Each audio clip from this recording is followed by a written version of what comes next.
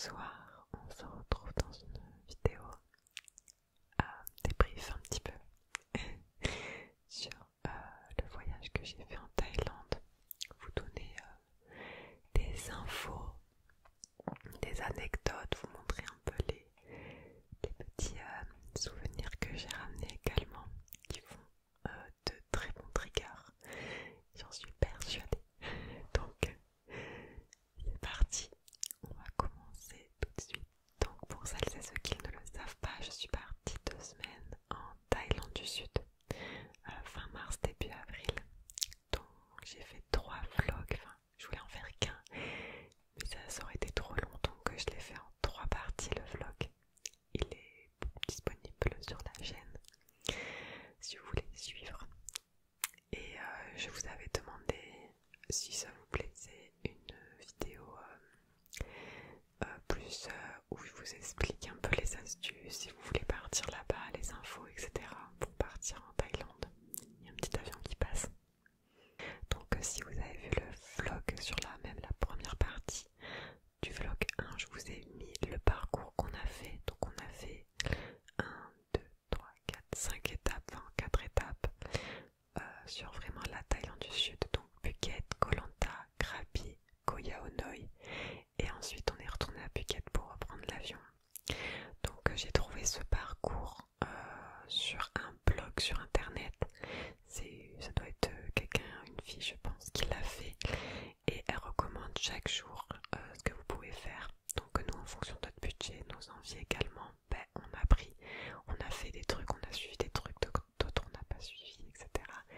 Mais tout part d'informations déjà trouvées sur internet sur ça. Très facile.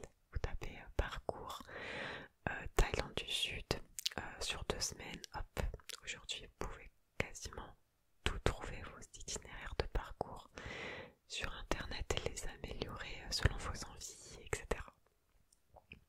Donc nous c'est ce qu'on a fait. Moi j'ai pris le parcours qu'elle avait mis. J'ai pris à peu près le même nombre de jours. J'ai vu des activités que je voulais absolument faire et d'autres moins. Et ensuite j'ai fait le parcours. J'ai réservé d'abord tous les hôtels et ensuite j'ai réservé toutes les activités. Donc on y vient. Tous les hôtels, je les ai réservés sur Agoda. Agoda. C'est vraiment pas cher Agoda. En moyenne, parce que je suis une pro de l'organisation, j'avais fait un Excel hyper détaillé. En moyenne, le prix de la nuit par personne, ça nous est revenu à 7 € par nuit par personne sur 2 semaines. Donc c'est vraiment pas cher. En ce qui concerne le logement là-bas, la vie là-bas, c'est accessible. Le plus cher dans le budget, ça va être le billet d'avion. Donc le plus cher, ça va être le billet d'avion. Nous, on l'a réservé sur Google Flight. C'est un comparatif. Donc on a pris 3 avions, on a fait 3 étapes. C'était le moins cher, ça nous est revenu environ 1000 € par personne, aller-retour. C'est le moins cher qu'on a trouvé pour nous. Nous on l'a pas fait, mais je vous recommande, que ce soit pour les avions, hôtels ou activités, de vous mettre en navigation privée sur les moteurs de recherche, parce que moi j'ai remarqué que dès que tu recherches une activité et que tu la recherches quelques jours après, et le moteur de recherche il sait que tu veux, que tu es intéressé ou quoi, et les prix augmentent des activités ou des avions. C'est un truc de ouf, surtout les prix des avions aussi d'ailleurs. Donc je vous conseille, si vous voulez chercher des vols, essayez la navigation privée, pardon. Vous me direz si ça marche. En tout cas nous on l'a pas fait, mais c'est vrai que ça monte assez rapidement les prix. Voilà, donc les hôtels Agoda et les activités on avait réservé à l'avance sur Get Your Guide pour tout ce qui est excursion et par exemple le sanctuaire des éléphants aussi. On a réservé là-dessus parce que au moins c'était fait, il y avait des prix attractifs et au moins est sûr de ne pas se faire avoir, entre guillemets.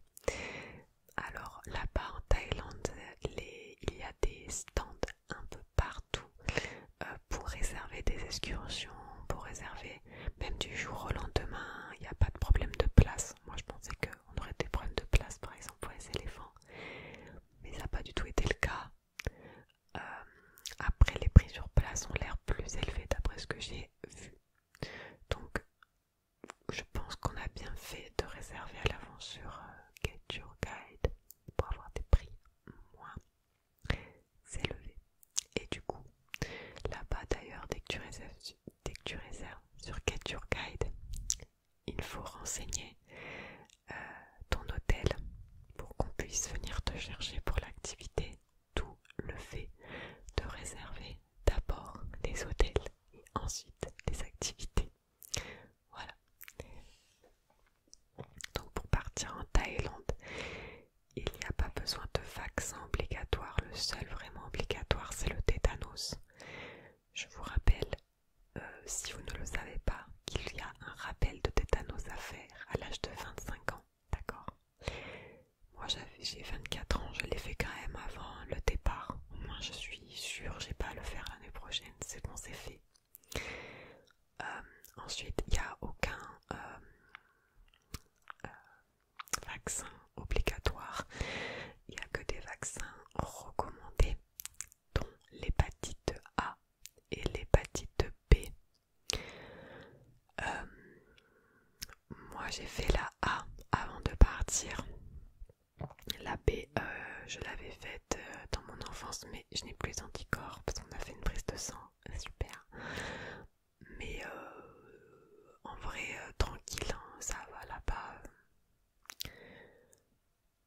Ça va. Ensuite, en fonction de la zone où vous allez, il faut se renseigner sur les risques de paludisme. En Thaïlande du Sud, il n'y a aucun risque. Moi, j'ai appelé Purpan à Toulouse parce qu'ils gèrent un peu tout ça. Je leur ai demandé le risque, ils m'ont dit non, il n'y en a pas. Du coup, pas de paludisme, c'est même pas obligatoire. Donc voilà. Donc pour les transports, là-bas on se déplace beaucoup avec des taxis Uber. Là-bas l'application ce n'est pas Uber, c'est Grab, G-R-A-B. Vous pouvez commander aussi de la nourriture comme Uber Eats. Et vous pouvez commander, vous tapez votre adresse là où vous allez et il y a quelqu'un qui va comme Uber quoi, qui va vous chercher. L'application est en anglais, donc il faut savoir s'en servir. Voilà. Parenthèse, pour ce qui est du réseau, du téléphone, ça ne sert à rien de prendre quelque chose avec votre opérateur en France. Privilégiez les cartes SIM qui sont directement vendues là-bas. Nous c'est ce qu'on a fait directement à l'aéroport pour 15-20 €. Vous avez une carte SIM qui vous donne accès à la 4G partout en Thaïlande pendant 2 semaines ou en fonction des forfaits il y a 1 mois, 1 semaine, bref. Donc ne vous inquiétez pas, vous pouvez prendre directement une carte SIM sur place pour pas choper des frais. Et ensuite il y a aussi une autre application pour les taxis qui s'appelle Bolt, P-O-L-T. Voilà, on l'a utilisé une fois, ça nous a bien dépanné parce que Grab répondait plus. Voilà, je sais pas pourquoi. Du coup il y a ça. Et ensuite en Thaïlande du Sud, pour aller d'une île à l'autre, il y a des bateaux. Donc ça, soit vous voyez directement avec votre hôtel, soit vous réservez. Nous on a réservé sur 1-2 Go Asia, 1-2 Go Asia 12 Go Asia. Vous mettez le port auquel vous voulez partir, le port où vous voulez arriver, ça vous met un prix qui est quand même très accessible. Et des fois ils viennent aussi vous chercher à votre hôtel et vous ramènent et vous déposent à votre autre hôtel d'arrivée. Tout est compris dans le prix, donc c'est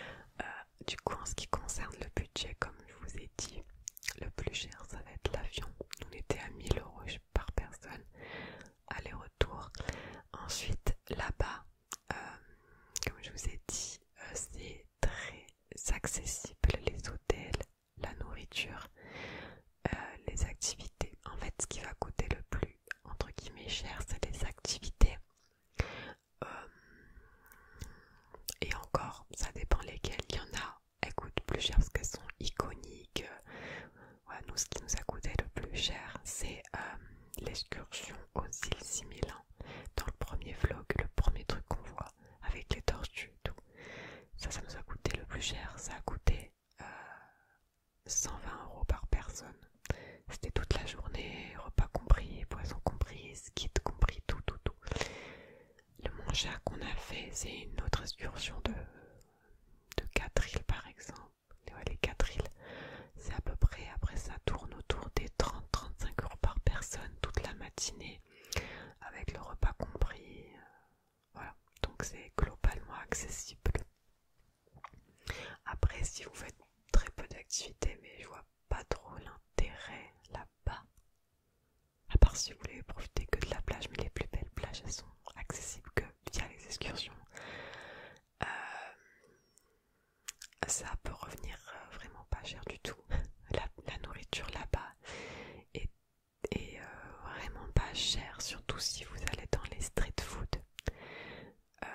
Donc les restaurants ou les street food, quoi, ce qu'on mange, tu le prends et tu l'emportes. Le moins cher, je vais vous dire à peu près la monnaie. C'est des bahts là-bas. BATH. Et 100 bahts. 100 bahts, ça fait 2,70 €. Donc moi dans ma tête on convertissait à 3 €. Mais en vrai c'est à peu près 2,70 €. Et donc là-bas, le moins cher qu'on a mangé, c'est, je crois, pour un plat de pad thai, c'était 60 bahts. Donc c'est moins de 2,70 €. Peut-être 1,80 € ou 2 €, je sais pas. J'ai la flemme de faire la conversion. Mais pour vous dire que là-bas on peut manger pour 3 € par personne par repas. Donc le budget nourriture est plutôt sympa. Voilà, ça c'était les petites infos, mais n'hésitez pas si vous avez des questions précises, je pourrais vous répondre sans problème. Maintenant je vais plutôt passer à un petit retour que je vais vous faire sur ce voyage. Il y a quelqu'un qui m'a posé des questions sous une vidéo, je trouvais ça intéressant de partager avec vous. Donc j'ai plus les questions, mais je vais dire à peu près ce que je m'en souviens. Donc il y a une question, c'était voilà, qu'est-ce que tu retiendras de là-bas, enfin, quelles étaient pour toi les plus belles choses? Moi j'ai vraiment adoré les îles 6001 et le sanctuaire des éléphants à Koh Lanta. Comment sont les gens là-bas, les Thaïs ils sont vraiment très gentils, ils sont serviables, ils sont à l'écoute. Vraiment là-bas je me suis sentie en sécurité. Il n'y a pas un moment je me suis dit qu'on allait me voler mon sac, qu'on allait me voler quelque chose. C'est vraiment safe. Enfin vraiment, je pensais pas, mais il n'y a pas de problème. C'est des gens de confiance, ils sont calmes, ouais, très souriants. Ce qui m'a marqué là-bas, c'est le dépaysement, la découverte d'une nouvelle culture. J'étais jamais allée aussi loin. Et la découverte du bouddhisme, de leur culture, de la manière dont ils vivent, d'une vie vraiment beaucoup plus ralentie, si je puis dire. Après ça dépend quelles personnes, mais ouais, c'était vraiment très cool, avec des paysages, mais des paysages magnifiques, des snorkeling, des poissons, vraiment une faune et une flore de ouf. Voilà, vraiment des paysages, des personnes, une culture, vraiment le tout fait que c'est vraiment un très beau voyage qui je trouvais quand même accessible niveau tarif, si on met de côté bien sûr juste le billet d'avion qui est relou, mais voilà, c'est quand même super top à faire. Dans ces questions il y avait, je crois, qu'est-ce qui t'a manqué de la France quand j'étais là-bas? Alors écoutez bien, l'eau potable les amis, l'eau potable, ça c'est quelque chose que c'est ouf. Là-bas on boit que avec de l'eau en bouteille. Quand tu te brosses les dents tu utilises de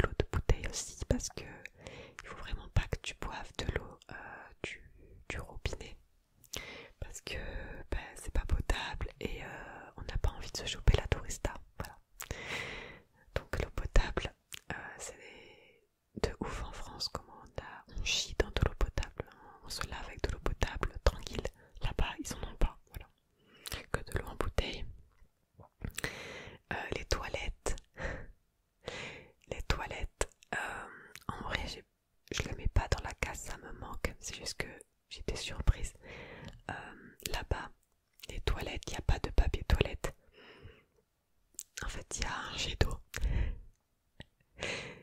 Voilà, tu fais ton affaire et il y a à côté, au lieu qu'il y ait le papier toilette, il y a un câble avec un embout où tu presses et ça fait un jet d'eau pour te laver, pour te passer le jet derrière ou devant, d'accord.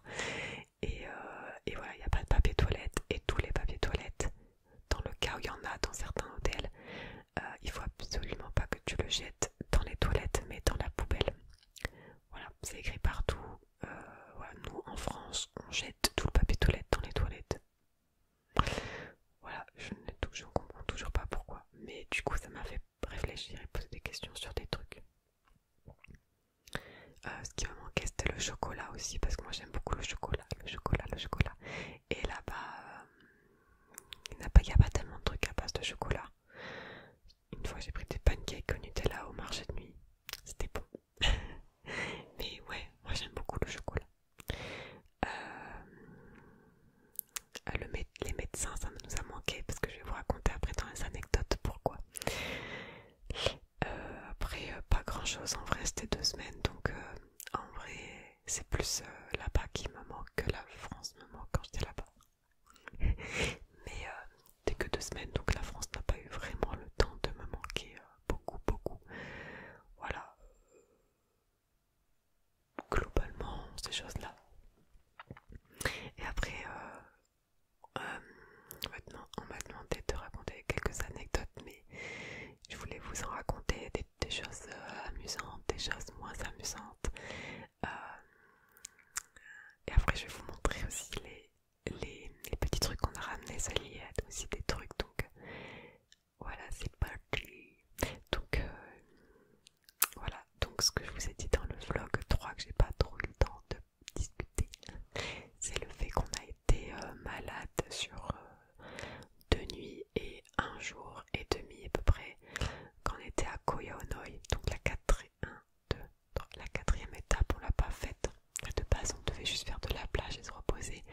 Finalement on s'est reposé mais dans le cabanon. C'était un cabanon super en plus. Sauf que les toilettes, en fait c'était un cabanon dans les arbres. Et pour aller aux toilettes, on avait notre toilette avec notre douche qui était à l'extérieur, donc il fallait sortir de la chambre, aller à l'extérieur et aller dans notre espace de bain. Voilà, donc c'est très particulier, c'est très sauvage dans le sens où la douche, souvent c'est juste, il y a les toilettes et il y a un jet en haut et c'est la douche. Donc tu te douches sur le sol de toutes les toilettes. Bref, c'est pas des vraies douches en fait. Et en fait, on a été malade, on a eu une gastro-entérite. C'était hyper violent. Moi, j'ai eu de la fièvre. J'ai vomi une fois. Et après, c'était la sensation de mal-être, vraiment comme si tu faisais un malaise pendant 2 jours. Et mon copain, lui, il a vraiment eu vraiment des douleurs abdominales et plus de diarrhée. Je sais pas comment dire ça sans que ça soit dégueulasse. Voilà, chacun son truc. Je peux vous dire que il s'est passé des choses pendant les nuits. Je crois que on a embêté tous nos voisins de cabanon. Oh mon dieu, c'était quelque chose. Par exemple, la première nuit en fait, vous savez, je me sentais tellement mal. Et en fait, c'est comme si j'avais envie de vomir. Mais mon corps, il voulait pas vomir. Donc, c'était pas une intoxication alimentaire. Sinon, j'aurais vomi. Mais là, c'était vraiment du mal-être, quoi. Et c'était pas une insolation, non. Et du coup, je dis à mon copain, non mais il faut vraiment que je me fasse vomir. Sauf que moi, j'ai la phobie de me faire vomir. Vraiment, c'est horrible. Déjà, je déteste vomir. Je sais que personne aime vomir. Moi, je déteste. J'ai l'impression que je vais crever à chaque fois. Et voilà, du coup, je dis à mon copain, mais non mais c'est mort, faut que j'aille me faire vomir. Et comme je suis une grosse tapette, je dis, mais viens avec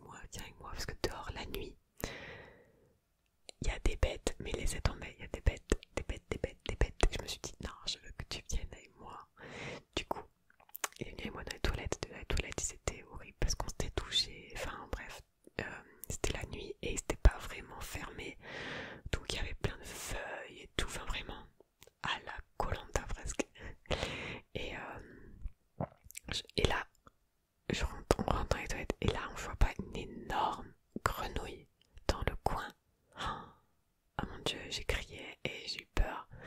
Et, et du coup après j'ai essayé de me faire vomir et la grenouille était dans le coin, je la regardais comme ça. Bref, j'ai pas réussi à me faire vomir.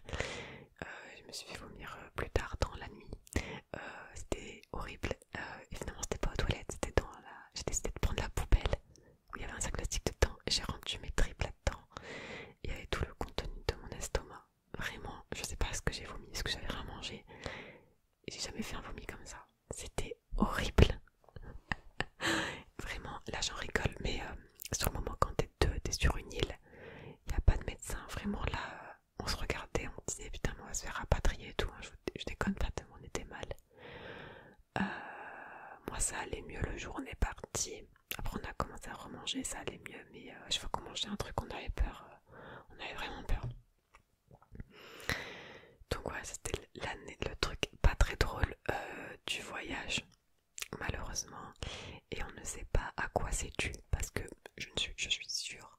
Parce que il y a tout le monde qui donne son avis alors qu'ils n'étaient pas là. Genre, ah ouais, ça a dû être, c'était ça, c'est sûr.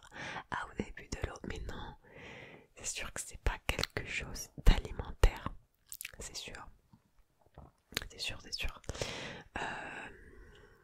En fait, moi, j'ai une théorie. Je sais pas si c'est ça, mais on est allé 2 jours avant d'être mal. On est allé comme vous avez vu dans le vlog numéro 3, on est allé à la piscine d'Émeraude, c'est de l'eau douce. Il avait plu la veille, donc c'était un peu, il y avait des eaux un peu troubles. Et on a mis bien la tête sous l'eau. Et j'ai vu sur internet, parce que ces 2 jours-là, on a passé notre vision internet en mode comme si on allait se soigner avec internet. Et on a regardé sur internet et ils disent qu'en effet se baigner dans de l'eau douce en mettant la tête sous l'eau, en fait tu peux avoir de l'eau qui rentre par les oreilles, enfin par la bouche, par le nez, avec des bactéries en fait. Et je pense que ça vient de là, parce que sinon pour moi c'est pas quelque chose qu'on a mangé. Non, l'intoxication alimentaire on en a déjà fait et on vomit. Là c'était pas le cas. Et c'était ni la tourista. Donc je pense que ça vient de là. Voilà. Donc dans le vlog, je vous ai pas mis les vidéos parce que j'ai pris des vidéos avec la GoPro que moi qui nage sous l'eau de la piscine d'Émeraude. Quand je revois ces images, je me dis ah là là, qu'est-ce qu'on était heureux à ce moment-là. On savait pas ce qui nous attendait. Ah, grand moment, grand moment. Ah, après, anecdote. Alors, il y en a plein en vrai, je vais pas tout dire. Si, je peux. À Koh Lanta, c'était le premier tout. À Koh Lanta, on dormait aussi dans un petit cabanon, mais vraiment, c'était le truc le plus minime qu'on a eu. On dormait dans un cabanon, et en fait, sur la plage, on était vraiment à côté de la plage, il y a des bêtes qui sautent. Mon Dieu, on fermait grave bien le cabanon, mais on pense, enfin, c'était sûr, les bêtes elles doivent passer par le plancher. Et la nuit, oh mon Dieu, j'étais en train de m'endormir. Et là, il y a une bête qui a sauté sur mon copain. Il a sursauté. Il a dit ah les bêtes et tout. Il a commencé à claquer les deux. Il y en avait 2. Du coup, j'ai trop mal dormi cette nuit-là parce que je pensais qu'il y avait des bêtes qui me sautaient dessus. C'était... Voilà. En plus, là, il faisait super chaud. Tu dors sans rien. Il y avait un ventilateur. C'était la PLS. En anecdote drôle maintenant. En fait, c'était juste avant. C'était le jour avant où on était malade, d'accord. On était encore à Krabi et on attendait que le taxi arrive pour nous amener au port et pour aller à Koh Honoi. Et du coup, on attend dans le hall de l'hôtel. Et cette nuit-là, la veille, j'avais pas tellement mangé. Et dans la nuit, j'avais eu faim et je pense que je commençais à être malade. Et du coup, j'avais faim. Et on n'avait rien à manger. Et en fait, à l'accueil de l'hôtel, sur l'hôtel, il y avait un cupcake au chocolat. une assiette. Et en fait ces cupcakes il y en a au chocolat, il y en a à la banane. Et à la banane là-bas ils sont connus dans les 7-Eleven, dans les magasins. Et j'avais souvent acheté ça pour petit déj. Et là je voyais un gâteau au chocolat et du coup je demande à mon copain parce que moi je suis une grosse... j'envoie les gens demander moi. Et, je lui demande où tu peux pas aller demander s'ils vendent pas des gâteaux parce que ça fait 3 jours on voit qu'il y a un gâteau là, peut-être qu'ils en vendent. Les gars, écoutez-moi bien. Il se lève, il va demander. Et là, je comprends. Et là, je comprends. En fait, il y a un gâteau au chocolat dans une assiette devant une statue de Bouddha. Et là, mon cerveau il se connecte et il se dit oh damn. Et là, mon copain il n'a pas encore demandé, mais je le laisse faire parce que là je suis dans le déni, tu vois. Et là, mon copain il dit it is possible to buy a cake. Et là, la dame de l'accueil, elle le regarde comme ça, elle dit, elle fait quoi? Il répète et tout. Et là, la dame, elle se tape la plus grosse barre de sa vie, je crois. Non, pas de sa vie, mais j'exagère juste parce que c'est drôle. Elle se tape une grosse barre, vraiment, elle rigole de ouf. Et là, dans ma tête, et là, je suis comme ça, vraiment, je suis comme ça, je fais, oh putain. Et là, elle dit, non, it's not to buy, it's a gift. Et mon copain, il comprend pas. Il parle très bien anglais, mais il comprend pas il a pas compris que c'était une offrande. Et là, il dit a gift. Elle comprend pas, du coup, la dame, elle est trop morte de rire. Du coup, elle se lève et elle emmène mon copain juste derrière où là, il y a un grand hôtel de Bouddha et il y a plein de trucs à bouffer. Elle dit yes, it's a gift for Bouddha, tu vois. Putain. Trop la honte, vraiment trop la honte. J'avais le seum parce que t'es dans un hôtel et tu peux même pas acheter un truc à manger. Donc bref, on a fait tout le bateau, etc. Le ventre vide. Le matin à 11h. Et après on arrive à Yaonoi. On n'a pas réussi à manger et je tombais tellement de fatigue. C'était le début de la fin là, voilà. Mais ça commençait comme ça avec cette histoire du gâteau au chocolat. Qui d'ailleurs était pas ouf parce que j'en avais mangé un la veille. Je savais quel goût ça avait, mais il fallait que je mange un truc. Et finalement, j'ai rien mangé parce que c'était une offrande pour Bouddha. Voilà. Et du coup, elle disait non, c'est pas acheté, c'est pas acheté. Bref, la honte. Vraiment, c'était un moment de solitude. Laisse tomber. Ensuite, quand on était à Krabi, sur le vlog, vous avez pu voir sur le vlog 3, on est allé voir un point de vue. Mais pour y accéder, il faut monter 20 minutes. C'est raide comme ça. Il y a des cordes, c'est de la terre mouillée, ça glisse. Il y a des rochers, c'est hyper dangereux. Vraiment, j'ai vu ça. J'étais là. Ah ouais, d'accord. Ok. On l'a fait. Et pendant la montée, il y a un mec, il est en tongs. Il est juste devant nous. Il prend une corde. Déjà, il met tout son poids dessus. Moi, jamais je... Bref. Et il commence à essayer de monter comme s'il montait en rappel, genre avec des pieds là. Et là, sa tongue, elle se plie, elle se pète. Le mec, il s'ouvre le pied, juste devant moi. Moi, je n'aime pas le sang. Bref, il s'est ouvert un peu le pied en dessous. Et genre, ses potes, ils disent, genre, je sais pas quelle langue il parlait, s'il parlait anglais ou une autre, je sais plus. Et il dit à ses potes, ouais, c'est pas quelque chose. La fille, elle cherche dans son sac, elle a rien. Et là, moi, je fais... Du coup, moi, j'avais une trousse de secours. Du coup, moi, je lui ai dit au mec, bah, attendez, j'ai quelque chose. Je sors la trousse. Et du coup, je lui ai donné une compresse, un truc pour désinfecter et un pansement. Voilà, il m'a dit merci et tout. Je fais oui. En même temps, ça me faisait une pause dans la montée. Mais, ouais, c'était ma bonne action du séjour. Mais en pleine montée comme ça, vraiment, moi, j'étais contente d'avoir cette trousse à la pharmacie. Même si elle nous a pas servi finalement. Mais ça m'a fait bien peur, bien peur au début. Et après quand tu descends, vraiment faire grave gaffe. En fait c'est pire de descendre. Mais la vue en valait le coup si vous avez vu le vlog. Et même une photo sur Instagram, c'était cool. C'était cool. Quand on était à Phuket, on est allé voir le Big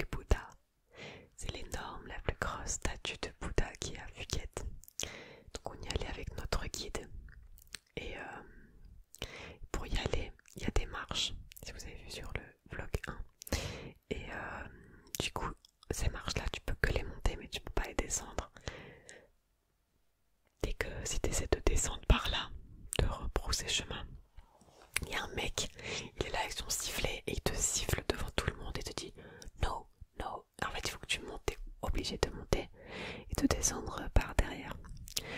Donc, parenthèse, avant de partir en Thaïlande, je voulais me renseigner sur la religion là-bas parce que j'avais pas envie de faire des trucs qui... Voilà, je me suis renseignée et j'avais lu sur internet le fait que Bouddha, il faut jamais être de dos à Bouddha. Et donc il faut jamais, vu qu'il faut jamais être dos à Bouddha, il faut jamais se prendre en selfie ou se faire prendre en photo avec Bouddha en fait. On l'a vu que c'était un Big Bouddha, c'était que du tourisme, donc il n'y a que des gens qui font ça. Mais du coup je me suis dit, ah peut-être qu'on n'a pas le droit de descendre les escaliers pour être, parce qu'au moins on n'est pas dos à Bouddha. Je sais pas, autant c'est pas du tout ça, mais en tout cas j'avais vu ce genre de choses. Voilà.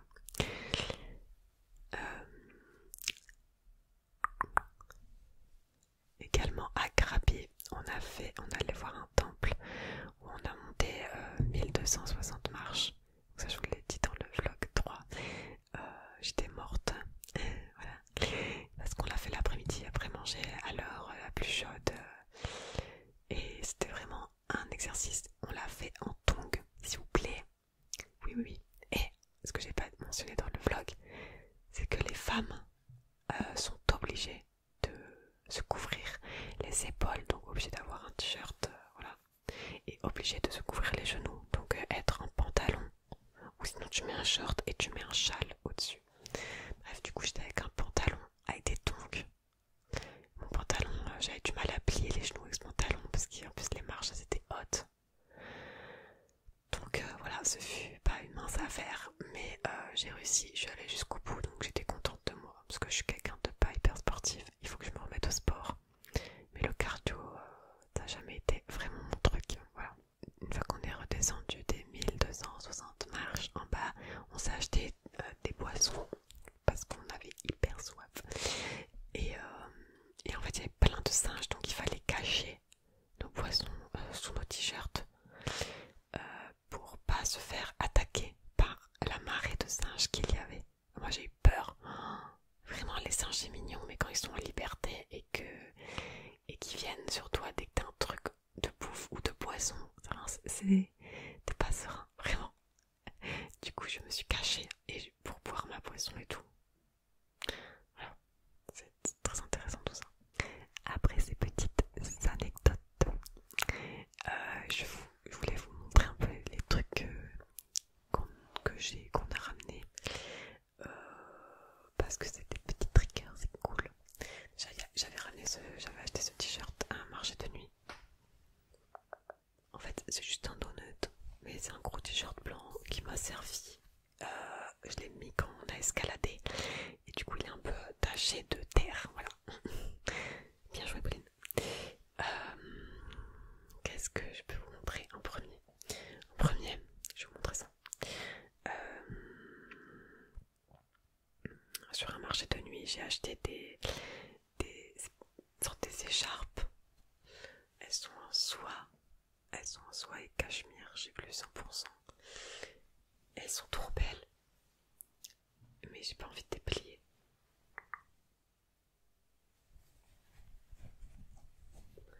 Il y en a une comme ça, avec des éléphants, avec des petits noirs. Et je m'en suis pris une aussi beige, comme ceci. Là aussi il y a des éléphants, c'est des très gros éléphants. Et porter avec des tenues, c'est super beau. Bon là c'est plus trop la saison, mais c'est hyper doux. Et la matière, quand tu la touches, c'est tellement doux. C'est ouf. Et ça, c'est de la soie ou cachemire, je sais plus. C'est soie et cachemire, je crois, les deux, 100%. Vous savez combien ça coûte ça?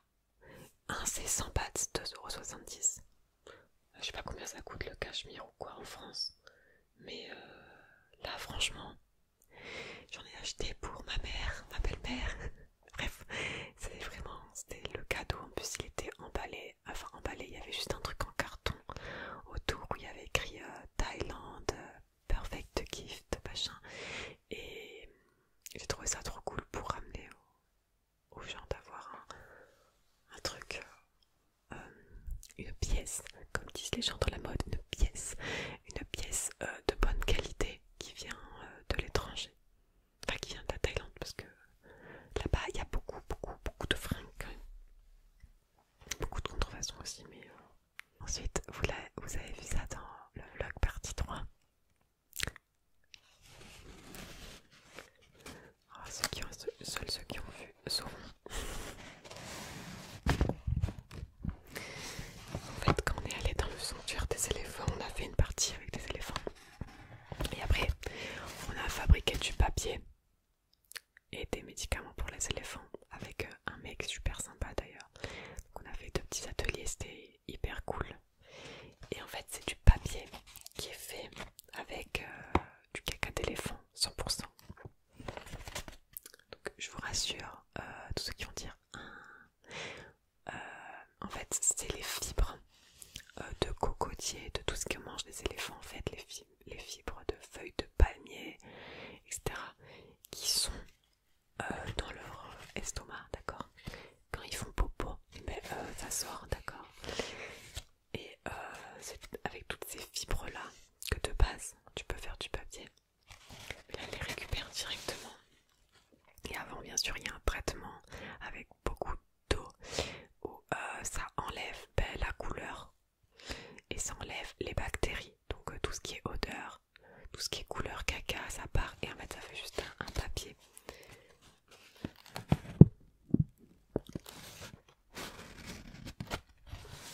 Ça fait un peu comme du carton. C'est vraiment particulier. Et donc il y a 2 côtés. Voilà, on voit trop mal. En fait, il y a 2 côtés. Il y a un côté vraiment granuleux où là il nous a dit que c'était mieux pour peindre, pour dessiner. Et derrière il y a un côté beaucoup plus lisse, plus pour écrire. Voilà, c'est incroyable. Est-ce que vous pouvez dire que vous avez un papier à base de caca d'éléphant? Ça fait un parchemin, le truc il est grand quand même.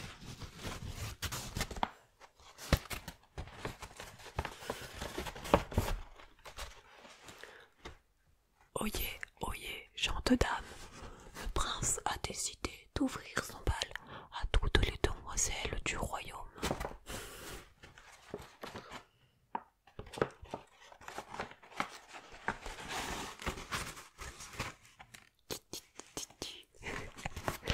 Ah, vraiment, ça ne sert à rien, mais c'est un beau souvenir, voilà. Vraiment, c'était inoubliable. Ça fait un très beau souvenir de cette visite et de ces jours-là. Voilà, on va passer à la suite pour continuer. Là, j'ai un petit porte-clés. Porte-clés. C'est un petit éléphant. Voilà, en fait, on a acheté un lot avec plusieurs porte-clés pour des souvenirs. Et en fait, là, il a un truc sur le dos. Mais, je vous rappelle, on ne monte pas sur les éléphants. Ce n'est pas fait pour. Donc, on va dire que c'est une couverture pour dormir la nuit pour l'éléphant, pas pour lui monter dessus. Et oui, on le rappelle que la colonne vertébrale d'un éléphant n'est pas résistante à mettre du poids dessus. C'est pas que du tout comme les chevaux. C'est pas parce que c'est plus gros et plus lourd que c'est plus résistant. Non. Un cheval peut porter, je sais plus si c'est un tiers ou deux de son propre poids. Un tiers, je pense. Mais un éléphant, il peut pas. C'est très fragile. Du coup, tout ce qui est nacelle et plusieurs personnes qui montent sur le dos, c'est de la maltraitance, sachez-le. Ensuite, on s'est arrêté dans un magasin de bijoux à Krabi. Magnifique, le mec il est fait main. Donc là il y en a un, c'est que des petits cailloux. Super beau. Et au bout là il y a un petit éléphant. Trop mignon. Donc petit bracelet. Moi j'en ai acheté un comme ça. Et mon copain on lui a pris un plus viril, vous voyez. Plus marron. Bon là je l'ai pas mais. Également j'en ai pris un comme ceci avec des perles et la petite tête d'éléphant. Et j'en ai pris un troisième parce que j'avais pas me décider comme d'hab.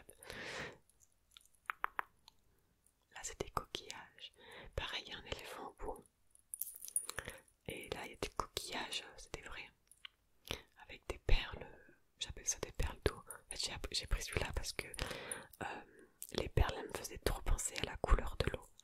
Du coup, je voulais me rappeler de la couleur de l'eau. Ah là, on voit mieux. Voilà, 3 petits bracelets.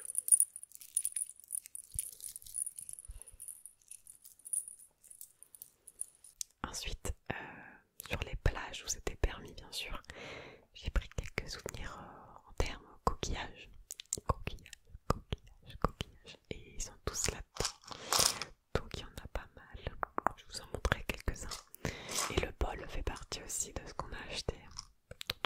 Mais j'en ai pris, on a acheté 2. Je vais vous montrer l'autre, ce sera plus facile pour moi. D'abord les coquillages. D'abord il y a des coraux.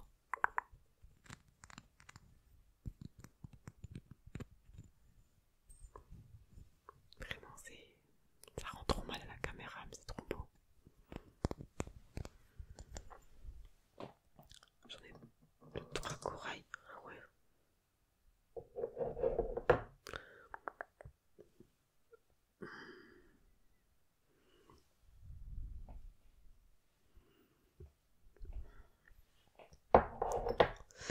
Voilà, plein de petits coquillages.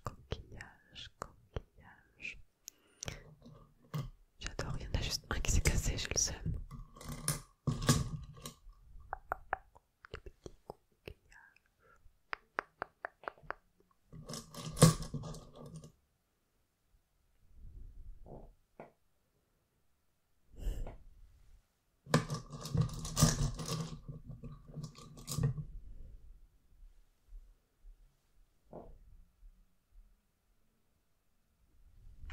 Alors ensuite on a acheté du coup 2 bols en coco. Écrit la Thaïlande, dans l'autre il y a un éléphant ici au fond. Ça nous sert de vide-poche à l'entrée. C'est trop beau.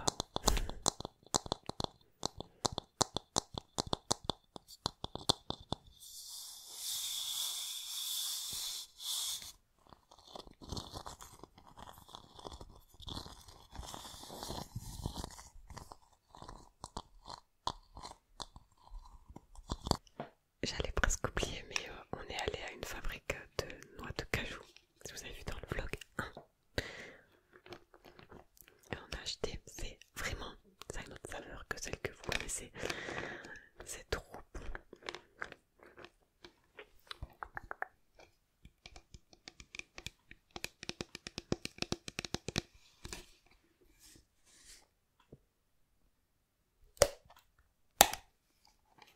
Mon Dieu, l'odeur est tellement forte.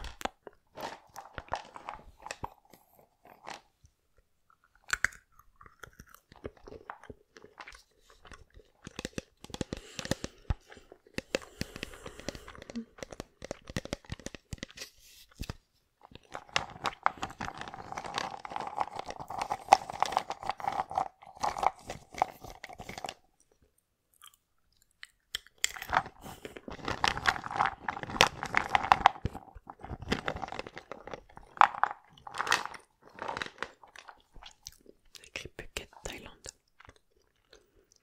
Mon Dieu. Quand ce pot sera fini, je serai trop triste dans ma vie. Je ferai une dépression.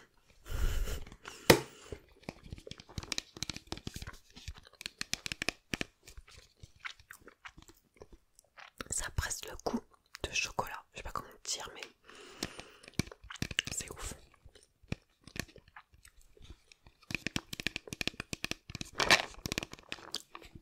On a ramené 2 autres parce qu'ils en font plein aromatisé. On a ramené un arôme algue. Ça va, franchement c'est bon. Par contre, il y en a un autre, c'est épicé. Et en fait, c'est un épicé mais avec un goût chelou. Et puis il y en a encore plein dedans. Le dernier truc que je voulais vous montrer, le meilleur pour la fin. Alors je sais pas, mais cette boîte. Des fleurs. J'adore ça. Trouvé à Krabi en marché de nuit.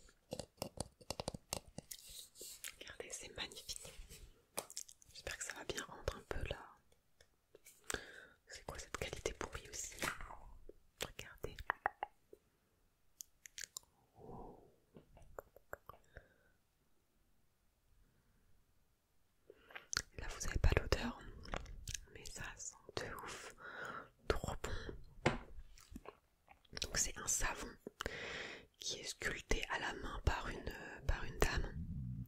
Et après, je pense qu'elle le peint. C'est un savon. C'est trop beau. Ça sent de ouf le savon. Ça sent trop bon. Et le savon fleur, vous savez. Il y a une odeur de fleur un peu. J'adore. Ah bah les savons, c'est ouf. J'ai acheté aussi un savon, c'est une forme de mangue. Et ça sent de ouf à travers le plastique, la mangue de ouf. Moi je ne l'ai pas montré, je vous ai pas tout montré, mais le principal, tout ce que j'aime le plus.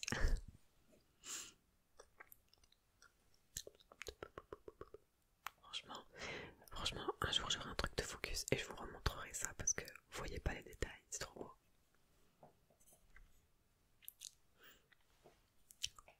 Ça sent trop bon. Sentir ça après notre cajou, c'est un autre délire. Voilà, j'espère que cette vidéo vous aura plu. Elle est un peu longue, je suis désolée, je voulais pas en faire deux. Je voulais tout faire en un, au moins la Thaïlande c'est fini. Mais si vous avez des questions autres, je serais ravie de pouvoir vous répondre en message ou en commentaire. Voilà, moi je vais vous laisser. Je vais aller